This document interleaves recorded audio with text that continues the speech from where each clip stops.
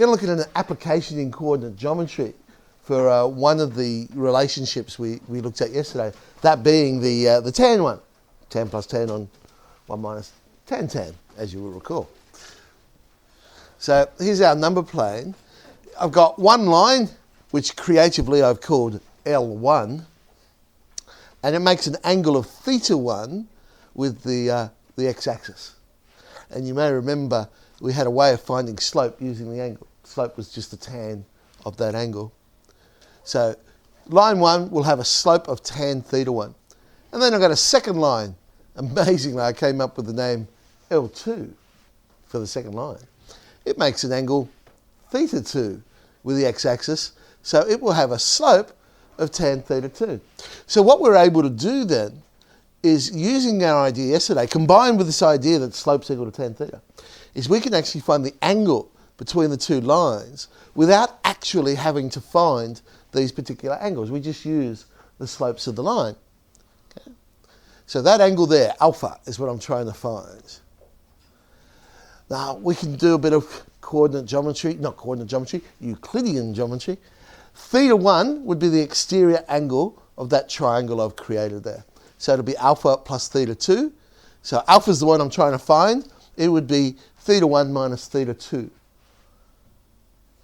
Now I could find the tan of theta 1 minus theta 2 using our formula from yesterday, tan plus tan on 1 minus tan tan, except it's the minus case, so it'll be tan minus tan on 1 plus tan tan. So there it is, tan minus tan on 1 plus tan tan.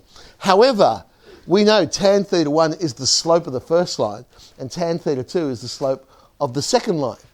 So I can rewrite that as slope 1 minus slope 2 on 1 plus the product of the slopes. So what we tend to do is we find the acute angle. Obviously, one angle will be acute, one angle will be obtuse, because there's going to be two different angles between the two lines. Unless they're both 90 degrees, of course. But one will be acute, one will be obtuse. So we tend to say with this formula is we're looking for the acute angle, and then what we do is we go absolute value, because then that'll make sure that's positive, and then we'll find the acute angle. Because if it was a negative amount, then we'd get the obtuse one, because tan of an obtuse angle is negative. So here we go. Well, quite an old question now, but often they ask these quick little questions. Sometimes now they're in the multiple choice, now that we have multiple choice ones. But they simply ask, okay, well, what is the angle between these two lines? So we identify our two slopes. In this case, nice and easy, because they've put it in y equals mx plus b form for us.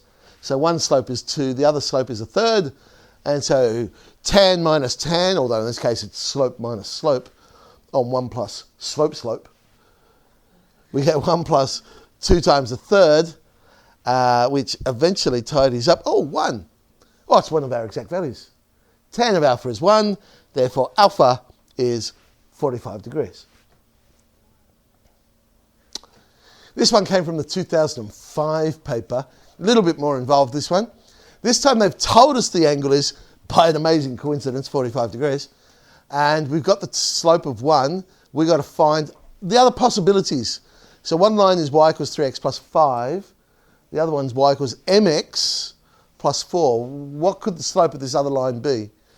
So again, we use our formula. But this time we know what the angle between the two lines is. So tan 45 is slope minus slope, so 3 minus m, on 1 plus slope slope, 1 plus 3m. And we've got an absolute value equation to solve. So absolute value of 1 plus 3m is equal to the absolute value of 3 minus m. So we have two possibilities. Either 1 plus 3m is 3 minus m, or the negative of 1 plus 3m is 3 minus m. The left-hand one gives me a possibility of a half. We solve it, and it comes out to be -2. Okay, so there's our two possibilities for the line. Ta-da! Well, that was a quick one today, wasn't it?